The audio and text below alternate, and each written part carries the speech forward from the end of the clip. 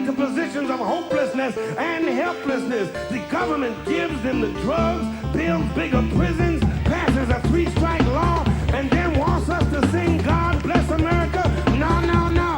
Not God Bless America. God damn America. That's in the Bible for killing innocent people. God damn America for treating us citizens as less than human. God damn America as long as she tries to act like she is God and she is supreme. Now, hello.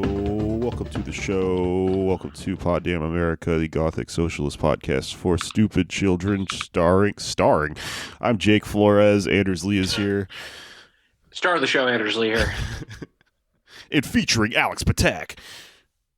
I'm Anders' trusty sidekick, and I'm carrying a bucket full of water, and I trip, and I fall down. The water goes everywhere, and I look at the camera like, "Aw, shucks." Yeah, That's Patak. it's because you're only featuring. You're not. Well, at least you're not. At least it's not and introducing. Remember they used to do that? Old Yeah, I'm the TV shows? Bobby Monahan of this show. Yeah, that weird SNL shit where they're like, and then, 5 years later, I'm still like a secondary title. yeah, that guy was so funny too. It's weird. I don't understand how they like level people up because sometimes somebody's really funny and they're like, and this person's a bitch. They're not allowed to be on the main cast. And our intern, Jason Sudeikis. Well, Did Don Pardo ever reference himself? Was he ever like, and I'm Don Pardo? It's forbidden. yeah, Mhm. he destroys. America wouldn't stand for it. That would have been too much, yeah. If an introducer introduces themselves, they turn into dust, like when you kill a magical mummy. That's actually how he died. Yeah, he accidentally said his own name. Yeah. And myself, Don. He's like a demon. Yeah. Yeah. Well, his middle name was Rumpelstiltskin. So he said his full name and then. Folks. Well, as long as we're talking about Welcome to the SNL, show. right? We should start here. SNL did a good joke, and it's news on the internet. It's very funny. Everyone's like, hey, good job. You finally did something that isn't completely bullshit. On Weekend Update, anyway, I guess, on the part of the show where they're like political. Because that's the part of the show that's unbearable. I mean, sometimes the sketches are okay because they're just apolitical or whatever, but So I guess this news item is 7 seconds of good material on Saturday Night Live this week. yeah, good Well, job. but they also, their cold open was, I think, pretty good too. Because they went after Cuomo, which they also did again in Weekend Update. Not that I watched the whole episode, but I saw those two like clips. Don't lie. And in the beginning, it was Pete Davidson playing Andrew Cuomo, and like and just like threatening people and struggling to apologize and just like being, more moderate version of the actual Andrew Cuomo, who's totally insane and a bully, and people have known this for a long time. But the mainstream media and SNL has just been sort of oblivious to it or overlooking it. So I think, and my girlfriend was saying this, that this is a symptom of the post-Trump era. Trump is gone, and that made the show way worse. And so now it's like marginally better, and it seems like a totally new content product. Oh, interesting. I think that's probably true, but I think there's also it is a reflection of like liberal culture because my mom, who hello, if you're listening to the show, but Hello. is far more to the center Mrs. than Flores, how you doing? me, and watches. It's the video game episode, Ms. Flores. Oh yeah, You're gonna she's love it. probably not going to want to watch this or listen to this, but she watches like cable news and stuff, and she texted me the other day and was like, "Man, this Cuomo guy. Turns out he was full of shit." And I was like, "Yeah, wait a minute, what's going on? If my parents think Cuomo's bad now, because."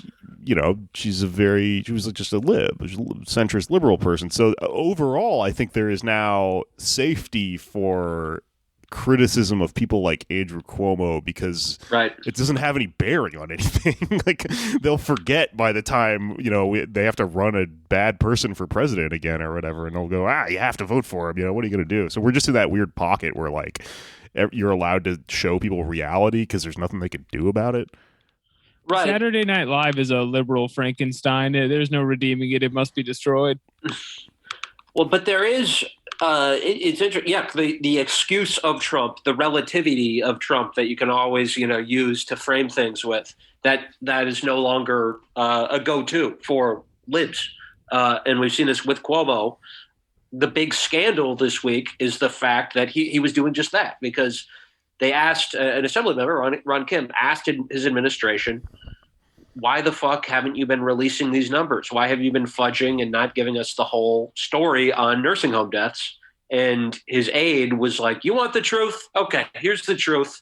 The Trump administration would have investigated us and they would have politicized it. So they admitted that's why they did it. And it's this classic case. Boogeyman Trump, we can't do this thing we should because, it excuses everything. Yes. And we've defeated Trump by slaying 15,000 elderly people. Right. Sacrifices must be made. I mean, probably didn't and hurt. now people can look at it rationally now that he's gone and say that's not a rationale, legal or otherwise, for hiding, for lying and breaking the law.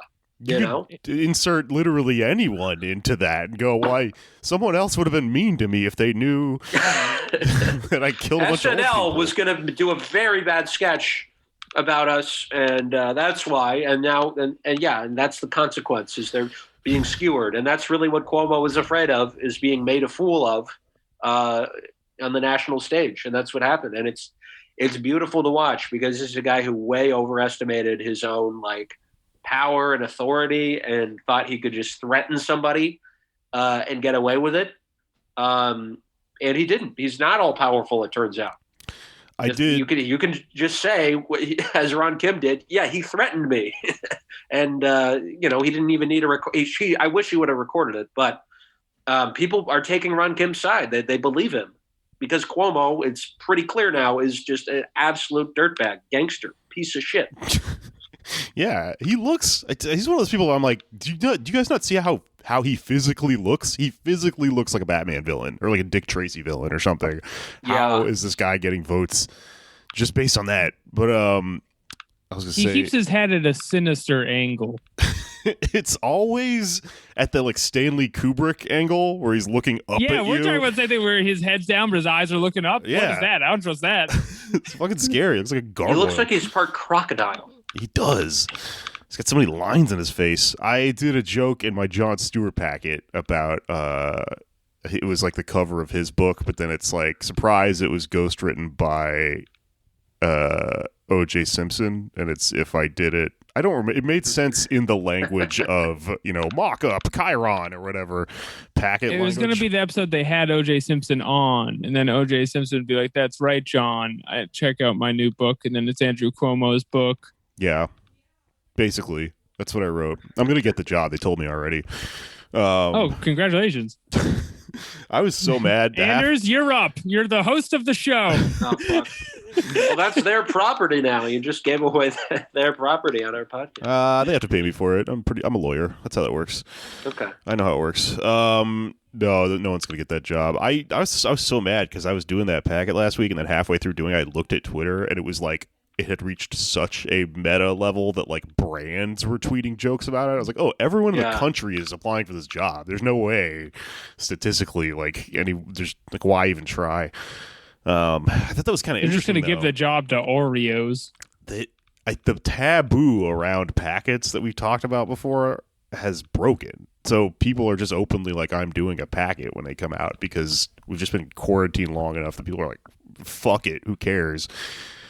Mm-hmm. I don't know. Something kind of interesting about that. Everything's changing. This is all part of the shifting culture we're talking about here. With Trump being gone, no one knows what to hold on to, Nothing is sacred. Yeah, not even the good Catholic Cuomo. Yeah. We've got a good show today. We're going to talk to some guys from Meads TV who made a TV show called Preserving Worlds. It's a documentary series about a bunch of MMO kind of chat roomy style video games, stuff in that realm, Second Life,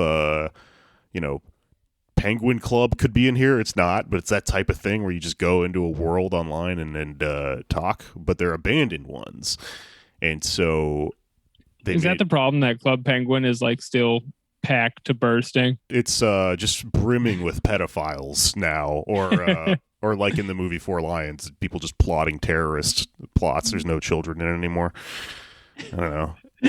It's all aspiring zoologists.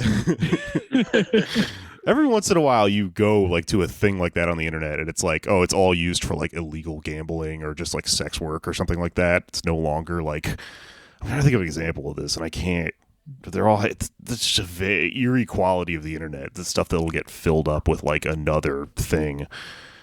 I had a friend one time who told me that her friend died and they were still friends with that person on Facebook. And then remember when Facebook accounts used to just become hacked with like commercials for or advertisements for Ray-Ban sunglasses? Mm-hmm. It used to happen that your friend would just go, oh, it's not me DMing you, it's a robot, it hacked me. So her dead friend became haunted by a sunglasses robot and was like DMing her like, deals on sunglasses. She's like, you're not alive I have anymore. Unfinished business. You have to buy these. They're much less expensive than at the store. So we're going to talk about that that space that exists on the internet with Derek and Mitchell from Means TV. But first, I'll tell you a story about myself and my experience on the World Wide Web using these strange spaces. I took a girl I was dating on a date in World of Warcraft one time in about 2006, I want to say, when I was a youngin'. It's a good year for dating. I wouldn't know. But yes. Which is kind of what I would know, and it wasn't for me. But go on. Shut up, Anders. It was sick. It was very funny. I enjoyed it quite a bit. I thought it was really funny, and it's weird because it's like there's a light and a dark side of these weird online spaces. We're going to talk about that with them. But I thought we were in a relationship. We were in different cities on the day of Valentine's Day. We both played WoW. It was not my idea. She got me into it, actually. I dated a nerd. And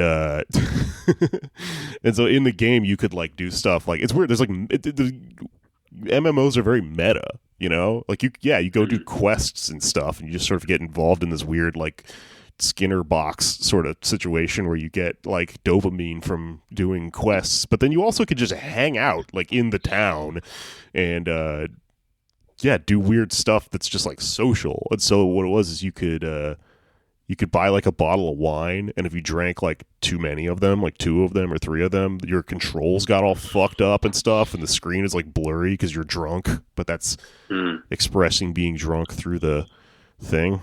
You could buy flowers from, it was just like a Minotaur or some shit. It was just like, here you go. It was cool. It's Valentine's Day somewhere. So she was into it? Yeah, she was a fucking nerd. Okay. Yeah. Cool. This, Did you know how you could do like /dance or like /high five or anything? Could you get some action on there? You would have to mod. So we're going to talk about that actually, but I don't think it comes up in the interview we just did. But when we talk about Second Life, this is related to it. In Second Life, you can, like, they programmed it to where you can fuck. I don't know how graphic it really is. I think it still looks basically as awkward as when a WoW character does like a little dance or whatever. But yeah, I mean, you could, as much as that is fucking, like that lives in some sort of weird space like phone sex or something where you're like, well, something happened and then someone came and then technology was involved in between. Then right. If you jack off to anything, it's sex now. I've always said this. On some philosophical level, I guess, but you can't do that in WoW though because it's for everyone. You can make the characters take off their clothes, but then they're just wearing like weird medieval underwear that's like rags and shit. Right? They have like straps that cross their shoulders. What kind of practical stuff is that? It doesn't make any sense. Why would an orc wear that? An orc would never wear that. Yeah, your orc is wearing like a bra. It's just unrealistic. Yeah. And I guess that's why I don't play, is that takes me out of it that an orc would wear a bra. Well, you certainly shouldn't go on a date in WoW if you know that, because you know that you're not getting past the orc titty, you know? Yeah, because it's not what it would be like. I've been reading about Greek mythology, and apparently centaurs are like a debauched and horny race, and they're like not noble at all. They're wild beasts. That makes really sense. Shook things up for me. That makes sense because their bottom half is, animal, right? It's not non-human. It's feral. Yeah, they And have. their top hat, they appear normal, and then their bottom is, where they got the goods. That's where they go. But wild. their brain is a person's brain. I thought they would just be on people mode. Yeah, it's know a why they're person's evil. brain and a horse's dick. Yeah, I mean all the like, pheromones and sex chemicals and stuff are coming from your junk. So if you have a horse's junk and then a person's brain, that's a diabolical combination. Now that we're talking about it. yeah. The person's just gonna be like, god damn it, gonna be able to Yeah. articulate it all. Do you verbally. wish people were more crazed for sex and stronger?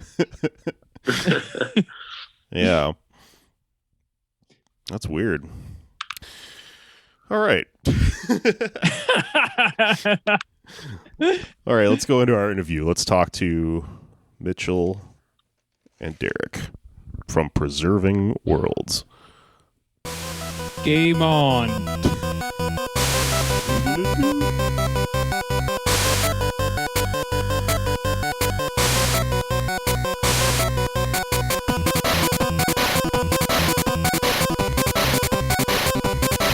Okay, we are now talking to Derek Murphy and Mitchell Zemmel, creators of the new Means TV documentary series Preserving Worlds, and also creators of a film which we all screened together at the Means TV premiere exactly a year ago, I guess, Sarasota Half and Dream. Welcome to the show, Derek and Mitchell. Thank you. I'm Derek Murphy. I am the writer and director of the series. Thanks for having us. I'm Mitchell. I did the other stuff. The other stuff. I love it. Preservation of the Worlds. Well, I did the other stuff. I did like editing and that kind of thing. Nice. Yes, Anders, get his ass. The editing was very cool. If you saw on Twitter, my girlfriend's roommate's cat couldn't stop trying to attack it. Watched the entire documentary film series with me. Very odd for a cat to do. But it was actually edited for cats. Any human enjoyment is a side benefit. that's fair enough. As entertainment should be. Dude, they should make a streaming network for that. Could have different shows for different pets, like iguanas or goldfish. It's a great idea. Money is there. Yeah. The money is there. We just need the production. There we Yeah. go. Yeah, That's a gold. Chewy original series. Yeah. We should preserve that world for the cats. If you think about like how much money like Jeff Bezos' dog has unofficially, that's enough for a TV station. That's true. Yeah. Plus, we could all abandon this whole socialism project and make an ass ton of money off something like that. You know what I'm saying? Yeah. I'm already there. We're doing it. But let's talk about the show itself. If anyone hasn't seen it, you can see it on Means TV. Is it still free? Should I not advertise that? It is. Yeah. It is free. Yeah. Okay. It can be freely seen on Means TV. They unlocked it. There's some like bonus episodes that we did that are subscriber only, but the actual series itself is free. Yeah. Cool. You should subscribe to Means TV, though. Just saying. Definitely. You should support, worker-owned entertainment.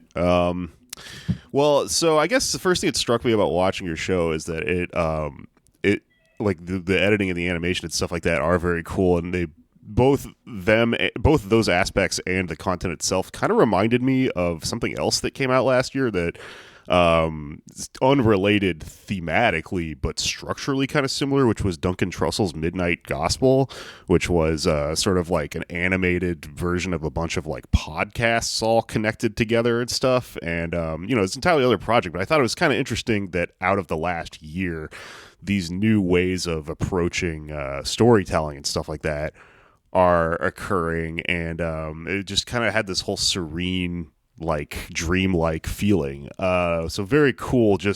I'm a fan of both those things. I thought it was the animation was really cool and clever and stuff. The way the person speaking has a little avatar in the corner of the screen, the way someone playing a video game would or whatever. Thank you. I was just going to say, it's interesting you brought up Midnight Gospel, because I actually have a roommate who worked on that as an animator. And yeah, it's it's quite a thing. Big fan of how they mess with the medium there, like an animated podcast interview that takes Are you roommates with Pendleton Ward? Not yet, but long term. Eventually all animators live together. Yeah. That happens. I'm roommates Get with a vision board. Put your ideal roommates on it. Visualize living with them. Yeah. exactly. I'm roommates with Ram Dass. He's really annoying. He never cleans the bathroom. No. But yeah, so you've got kind of this interesting, at whatever scale, return to like avant-garde television that reminds me a little bit of like, what do you call it? Like liquid television from the old, MTV days, and what you used to be able to get away with on like Adult Swim, or I guess Adult Swim is still pretty weird, but I don't know what the future of it is right now. They just closed their like online streaming website and stuff.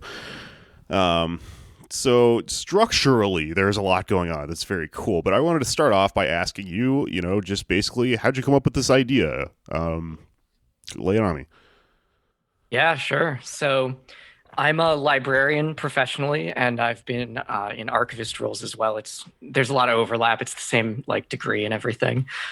So studying archives, I got really into video game preservation. It's something that there are some institutions working on, but for the most part, we're not really there yet in terms of like the archival profession really doing the kind of large-scale preservation action you would want to see on video games.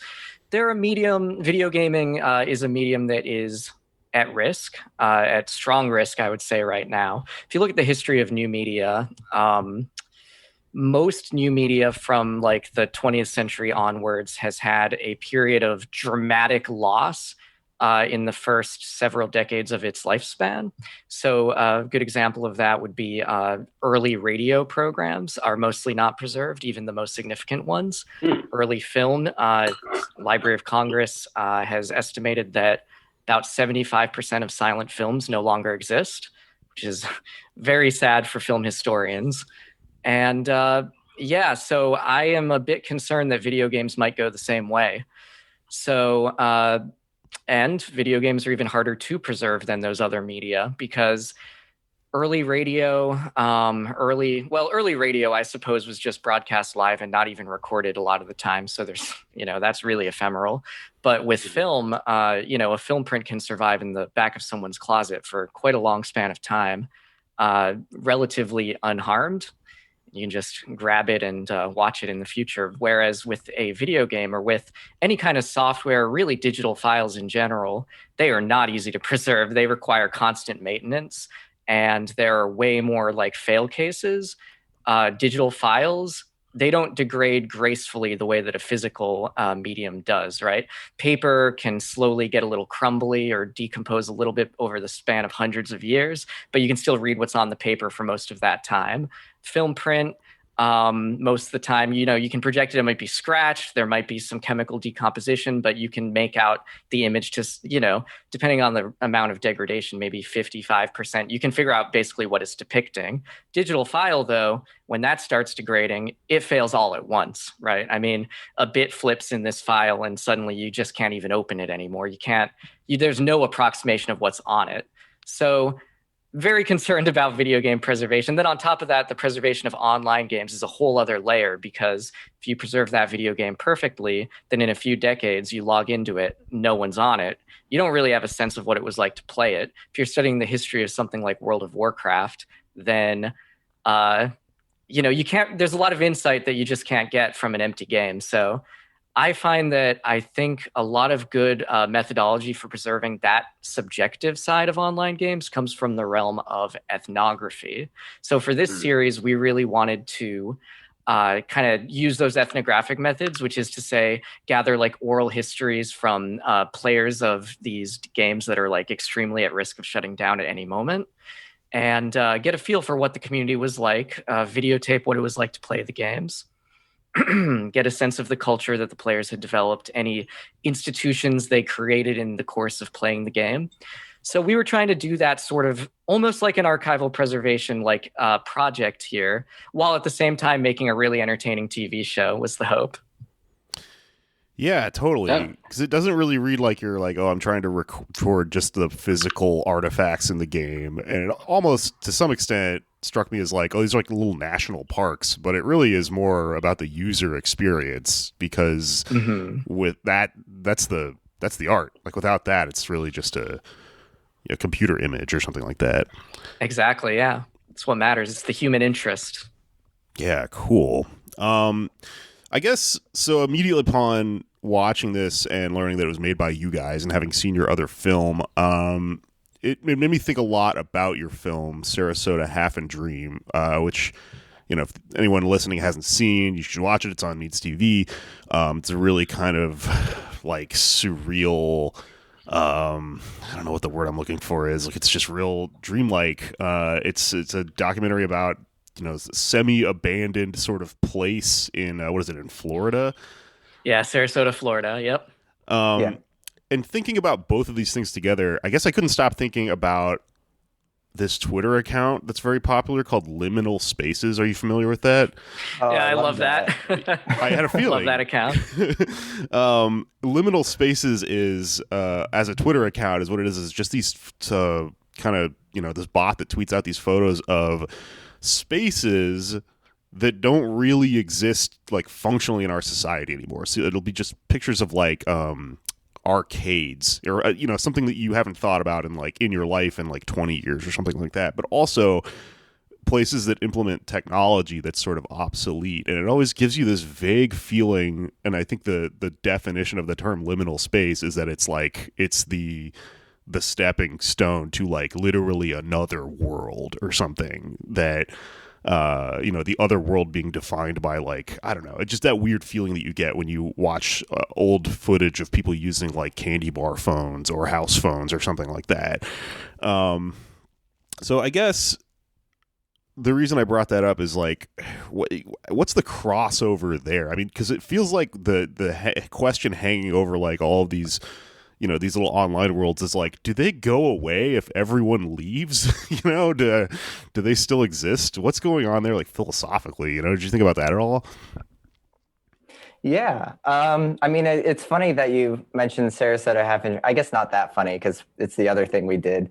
But speaking of Sarasota Half and Dream, the original pilot episode of the new series on World's Chat was originally going to be a scene in Sarasota Half and Dream. We recorded it like way earlier than the other stuff, which we made last year. That episode we recorded in 2015. And after like a year or so of editing, we came to the unsurprising conclusion that it had nothing to do with Sarasota, Florida. But that was sort of like the origin of the new series, actually.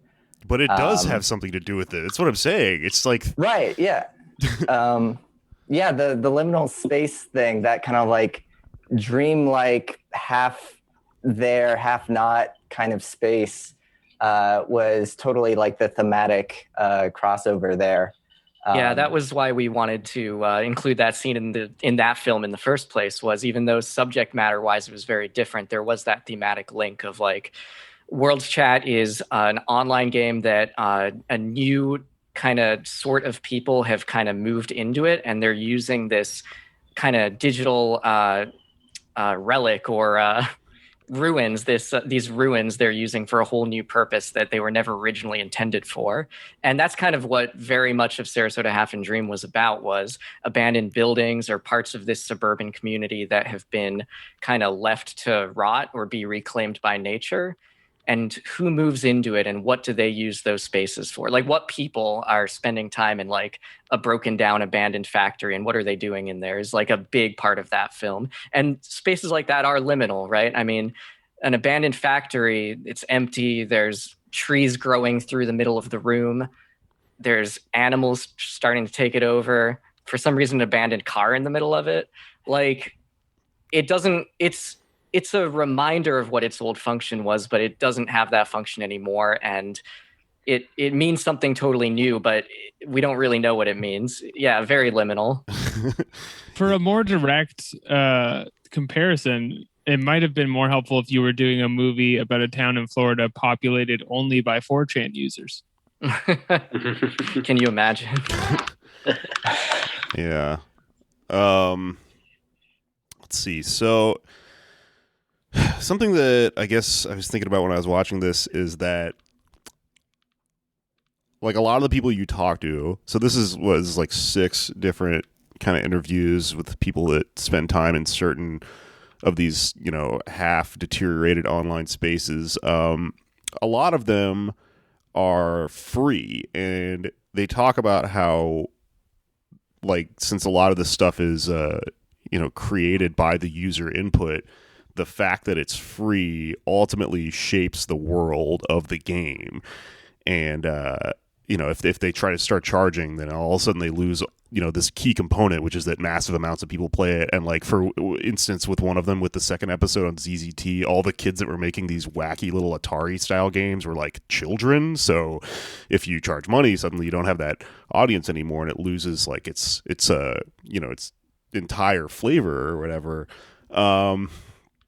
That sort of lends itself to an argument about what games would look like, you know, under communism versus what they do look like right now under capitalism.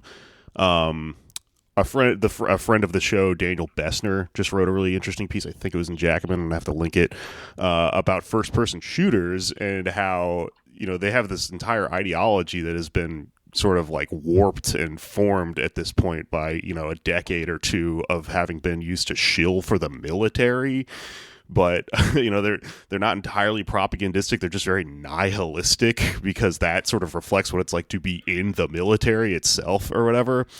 Do you think, I guess what I'm getting at is, are we seeing here like a tiny peek into what video games would look like in a better world? Or, you know, it's kind of trippy to think about. Would we not have games where you shoot people in the head, you know, if we didn't have a military?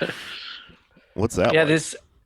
These questions were questions we were asking ourselves consciously as we were working on this series. And I think the biggest thing we saw in some of these communities on that subject was just the idea of people creating games outside of a marketplace. So every game that we looked at had some capacity for players to create their own content, for lack of a better word. Like, you could create 3D spaces in some of them.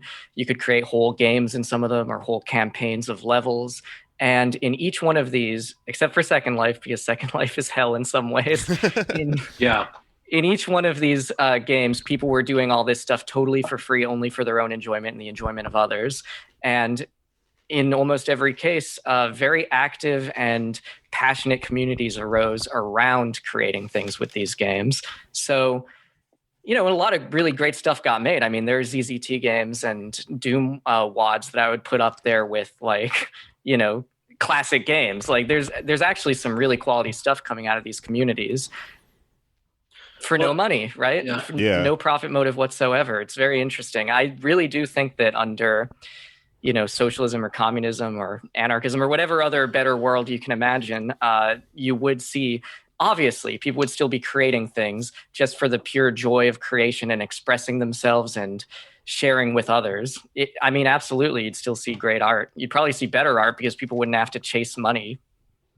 Right. Well, it's interesting you bring up Second Life, because what struck me in that episode was like how on the one hand, there is that sort of creative, non-marketized, structure that you're describing. But then there's also like the opposite angle of it, where it's like not necessarily for, mainstream commodification or whatever, but there's this very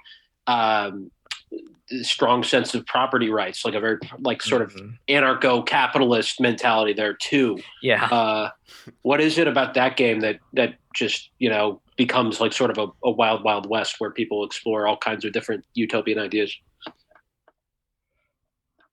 Go ahead, Mitchell. I mean, I guess one thing that Second Life does have going for it is just name recognition. It's definitely like the most active and probably overall like the most popular, widely used online chat, like 3D chat environments in 3D social space. The developers of the game, Linden Labs, did like put this kind of like, they kind of inserted it artificially into the game that you need to pay money to create an environment, to create a space. You have to pay monthly rent, and then they collect a check every month. And so as a result, you get, different ways around it. But the most popular is you turn at least some percentage of your space into a mall, basically. And you'll get, like little avatar vending machines where you can purchase an avatar to be a parakeet or a tyrannosaur, and a lot of other appealing things that we almost bought, but I think that also, to go with the other part of your question, I think that Second Life, first off, it is free to play. You have to pay to like maintain a space or whatever, but it's free to access at least. So free to visit someone else's spaces. I think like it's kind of like what our guest on that episode was talking about, that Second Life is very good at putting you in what feels like a persistent physical space that you can interact with as though you are a person there. Like any surface, you can tell your avatar to sit on it and they'll sit on it realistically. Like there's more room for creatively expressing yourself as an avatar in that game than in most. I think that attracts a lot of people.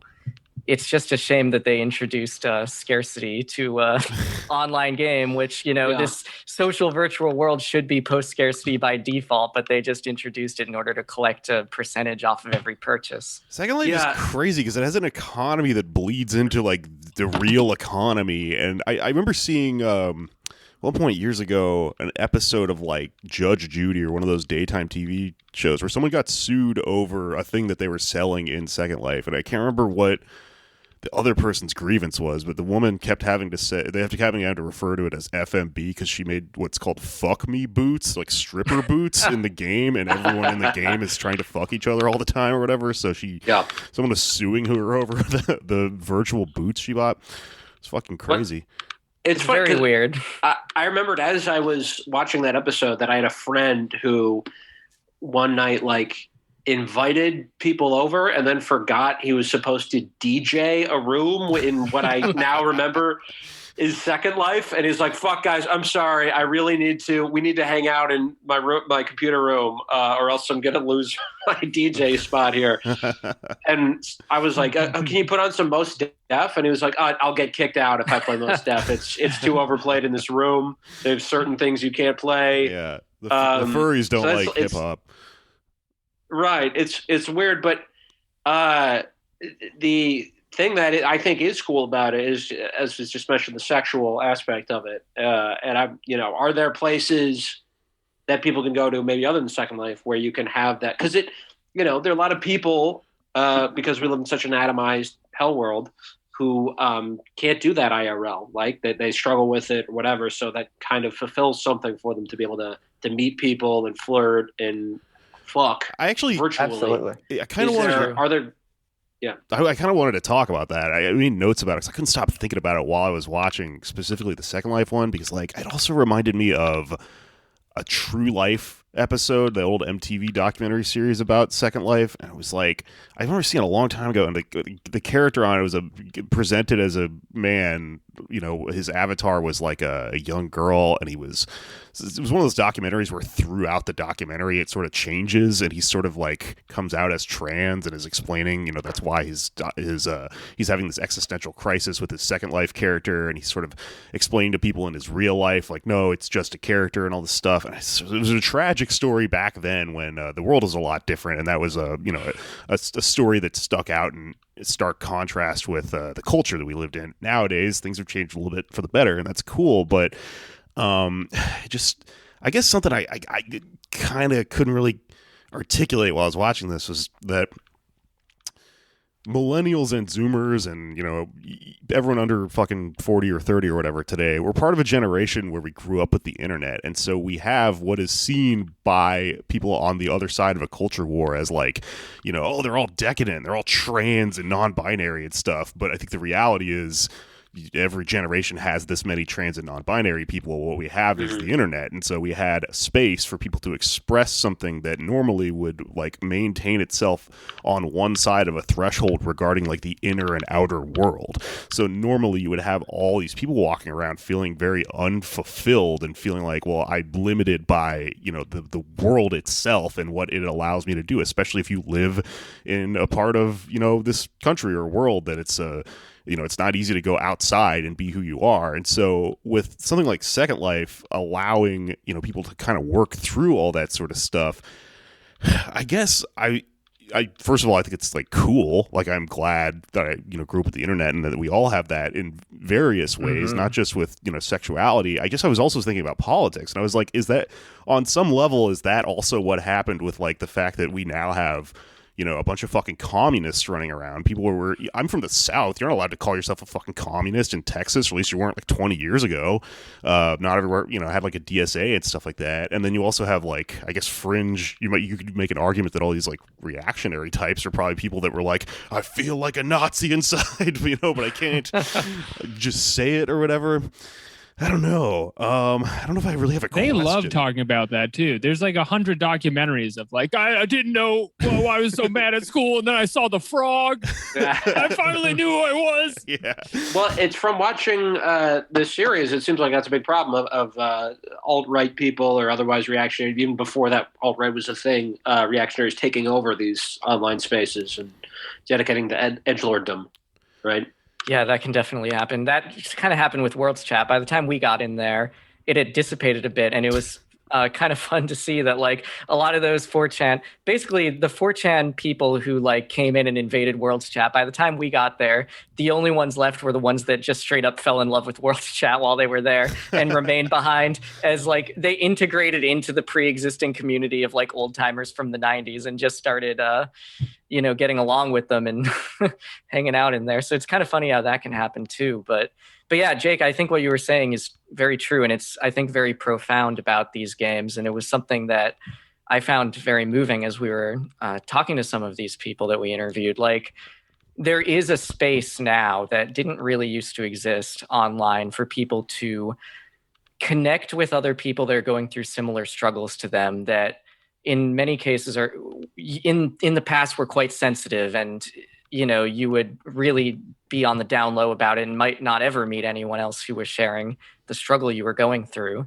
And so I think, you know, that's like the, I guess, a little bit of like heaven in the Second Life hell is like, there are these communities of like trans people or queer people or furry people or, you know, whatever. We also saw like some Marxist communities in Second Life. They were sadly quite small, but we did see some of those too. There are communities of like people that are going through a similar struggle and connecting to each other in ways that they really probably in some cases really couldn't in the real world. I mean, if you live in a place that doesn't have a gay club at like anywhere at all, I mean, Sarasota had one shitty gay club like that burned down, right? So if you live in a place like that, then it can be hard to connect with other queer people. And, you know, at least there is like in this atomized world, some place online where you can connect with people. And it's, you know, not the same. It sure would be better if we lived in a world where we weren't so atomized and we had physical places like that in our communities where, you know, people who are marginal or are going through a struggle like that or figuring out their identities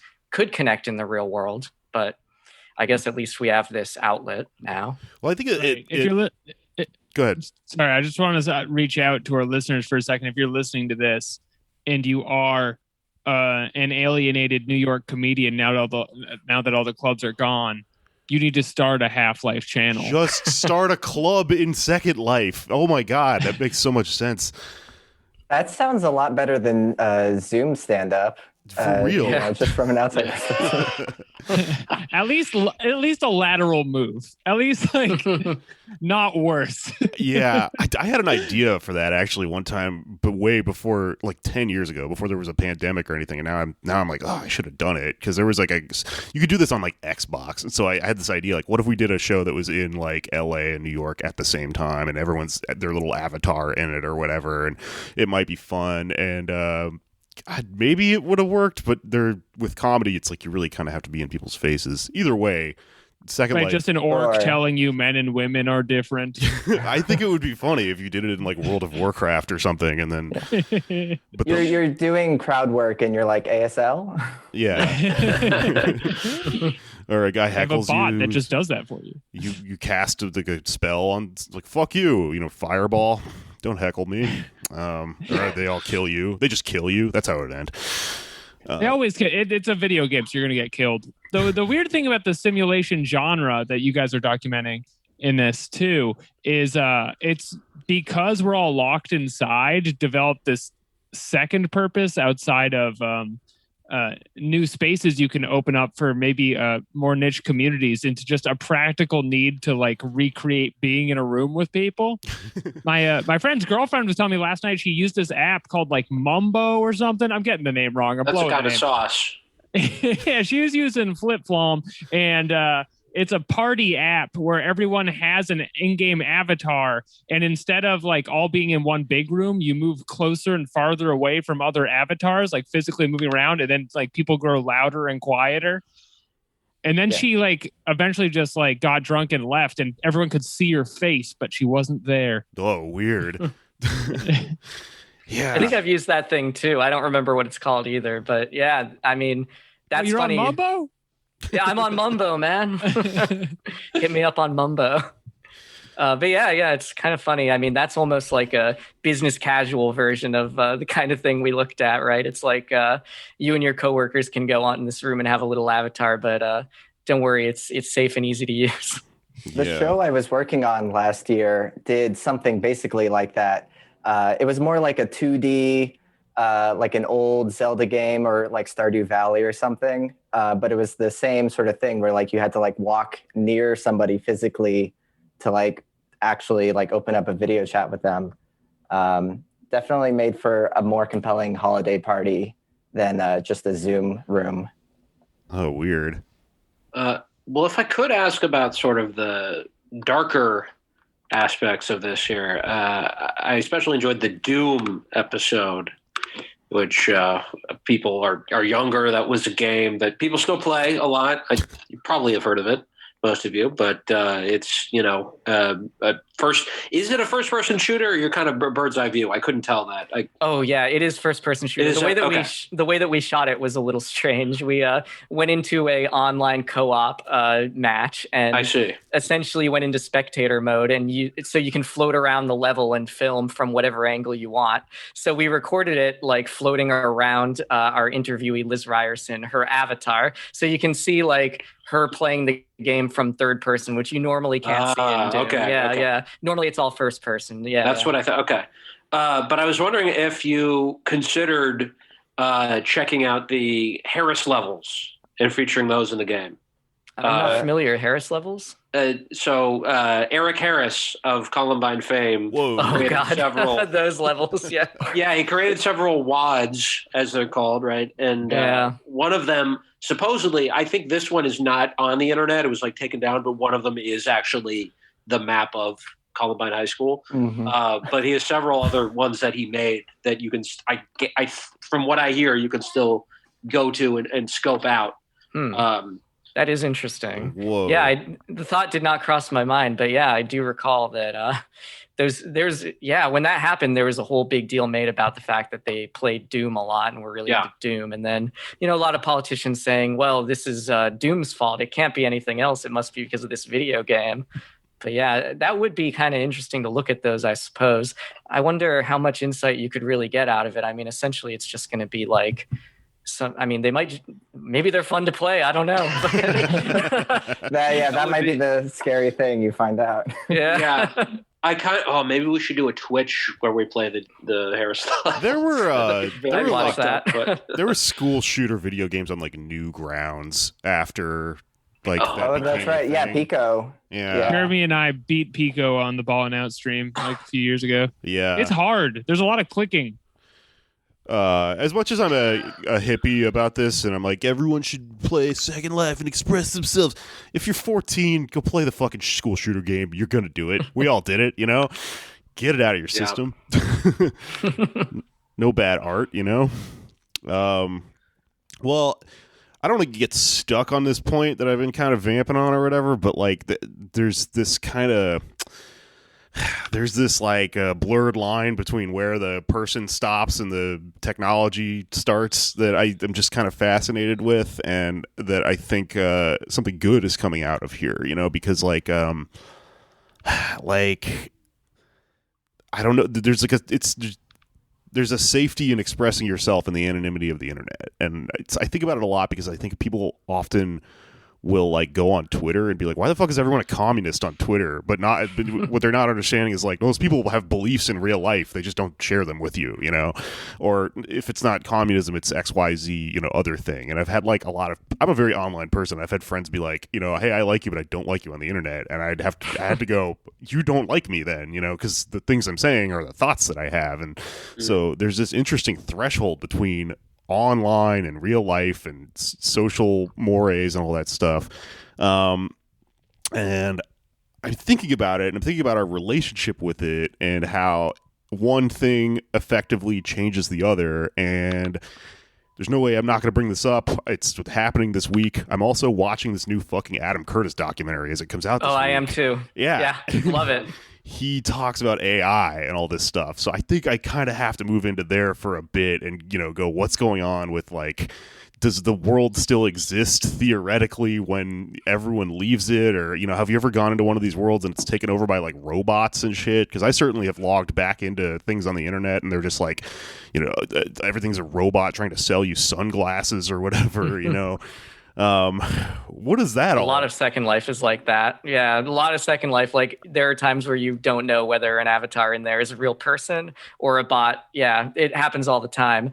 The first time I logged into Second Life, someone with an avatar, I like spawned in a default spawn area, which for some reason looked exactly like a recreation of an airport, which was really strange. So I log in for the first time. I'm in an airport, and an avatar of just some, you know, conventionally attractive woman like runs up to me and starts like chatting stuff at me. I'm like, who the fuck is this? Like, what is?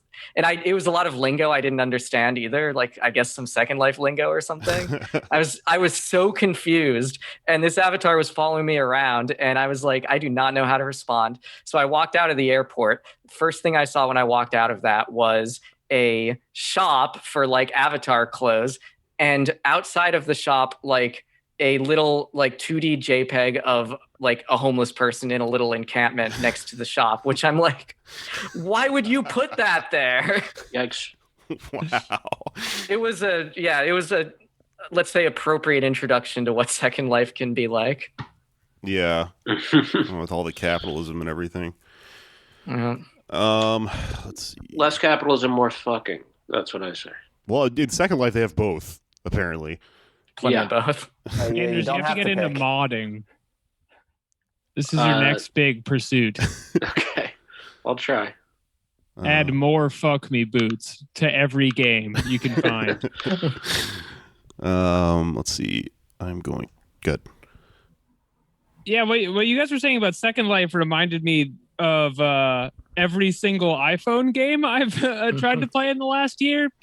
What you were saying about the you know, they sent out the game, which was Second Life free? Yeah, Second Life is free to log on. Yeah. Okay, all right. I'll take your word for it. I wasn't personally there myself. I'm out in the real world with real boots, making love in the These capitalist boots are world made around. for lovemaking. That's what they'll do virtually. Andrews knows. Yeah. He's a real life modder. But it reminded me of the current lay of the land for video game marketization is to just send out a half-finished product and then have you buy your way out of it if you want to actually play the game. Like every iPhone game has an alternate currency that allows you to beat everybody else if it's competitive. I've got Dragon Ball FighterZ, I think 2 years ago, and the extra characters they've added have like tripled the value of the game in terms of how expensive it is now. Dude, how what do you think about that? So I guess there's two different things we're talking about here. One of them is microtransactions, of like you ship a game that's too difficult on purpose to incentivize you to spend a little money to get like some progress in the game without having to work through it as much. And then there's DLC, downloadable content of like, we're going to release this game, but a bunch of the content of it is going to be locked off, and it's like an expansion pack that you can buy. And I think both of those things are kind of a real pain in the ass. I mean, like, I do kind of miss the times where you could just buy a game and expect it to be completed before you buy it. And that kind of ties into something, actually, getting back to the archival stuff. You also have games that ship where they come with a day one patch, where like if you buy the game on a disc, you then have to, as soon as you put the disc in your console or whatever, you have to immediately download this huge patch that'll fix all of the enormous bugs that they didn't bother to fix before the game came out. And speaking Cyberpunk, yeah, right? I was gonna say, Cyberpunk had that problem, And for preservation, that actually introduces some complexity, because if I mean, you already can see this with like some PS3 games, like Demon's Souls, for example. The Demon's Souls servers are down. And if you buy that, I mean, they've remade it now, but like the original Demon's Souls, the servers are down. If you buy the game on disc, like there were a bunch of patches applied to Demon's Souls that fixed like bugs and stuff, I'm pretty sure. So if you download that, I mean, if you put in the disc now, you might not be able to download the patch, and you might just be stuck with an earlier version of the game, essentially. And, for a smaller game, maybe no one has held on to those patches. Like maybe at some point in the far future, all you've got is this half-broken version of a game, which is a real pain in the ass for any historians in the future, I would imagine. Yeah, I would join the team with the uncontroversial opinion that microtransactions and DLC are definitely bad overall, but I guess to look at it also from like the perspective of like the video game industry and like the production of these games, not being a developer or coder myself, I'm still aware of like there seems to be this this pattern of video game developers and the workers making these games being crunched harder and harder. You see like different studios shutting down over like this, like all this shit building up. And eventually like they crack the whip a little too hard, and everything breaks apart. It definitely feels like it's something that's now built into the system now. It's like now built into the budgeting that, they're going to work the, developers as hard as possible and try and push this thing out as quickly as they can without taking the time to actually do any bug testing and stuff. And then they offload that work onto the users, the players of the games. And it definitely feels like it's like this building contradiction. Like I'm thinking of like Richard Wolff in my head, talking about like the contradictions built into the system that are now suddenly becoming like, they're starting to become unsustainable. Yeah, and you kind of saw some of that with Cyberpunk also. That was part of the reason why that failed so hard, was like management not understanding how much work needed to be done to implement all of the insane ideas that they were coming up with, and not budgeting enough time, and then pushing the workers way too hard to the point that the workers like couldn't implement everything that was being asked of them, like physically. There weren't enough of them, and they were just, they cracked the whip too hard, and the game ended up totally broken. I guess unfortunately the game industry is not a healthy place right now. Yeah. I mean, I guess it raises like an interesting question if you're approaching this as an archivist, because like a game used to be a thing that comes into a cartridge and then you put it in and it's the same every time. But now it's a process that starts with like making it and then selling it and having day one sales, the patches, and then later on like a second downloadable content thing at the end. That's like something that is in mind when making a fucking game now. So it's one of those things where you go like, which part is the like quintessentially the thing or whatever, or is entertainment now the process of purchasing all these fucking things as they come in like a chain or whatever, you know? It's true. Yeah. Do you need to save a snapshot of every part, like every point in the game's life cycle of like, yeah, this was patch 1.0112 and here's 0.1013. Is it important? Maybe it is. Maybe the developers removed some crucial feature of the game in one patch and you can't access that part of the game unless you have an older version. And so you want to save that. Yeah, it gets extremely complicated quickly. Yeah. I know it's not a video game, but it kind of makes me think of Kanye's Life of Pablo album. Yeah, I was thinking that too. That came out, it came out like 8 or 9 times. He was like, I'm going to fix wolves. And it's like, which version of this? I don't even know which version of the album that I own currently, but... Yeah. It was an interactive music experience. Yeah, it was like a game. Yeah, true. It's you against Kanye West, and the winner is whoever can enjoy his music. Yeah. It's always going to be him in that matchup. That's true. Not to say he doesn't make good music. But.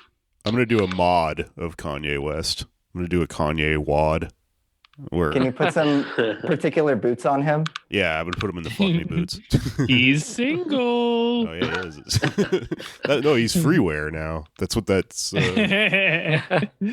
right. Well, thank you very much for coming and talking about your show. My listeners should all watch it. It's very cool. Let's do plugs and get out of here. Where can they see it? Where can they check out your other stuff? Yeah, definitely. First off, thanks for having us on. It was really fun to talk to you guys. Yeah, the show is on Means TV for free, unlocked, as we said earlier, for anybody, not just subscribers. Though if you do subscribe, you can see these bonus expedition episodes that Mitchell and I created that are kind of an improvisational, just the two of us returning to each game and exploring new things about the games that we didn't get to see in the episodes. Like, for example, for Doom, we looked at what Doom multiplayer today is like and found some really bizarre online servers that changed the game completely. It's kind of interesting. So yeah, on Means TV. And then if you want to subscribe, it's $10 a month, though they do have a sliding scale subscription kind of thing going on where if you email them and let them know how much you can afford to pay for Means TV, they'll hook you up. And that can go all the way down to free if you need it to. So definitely, get in touch with them.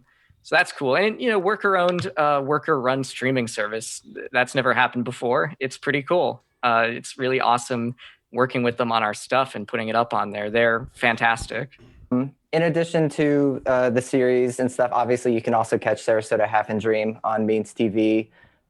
If you want to find more from us, I'm on Twitter at Mitchell Zemmel, where I post sometimes. I don't know, whatever.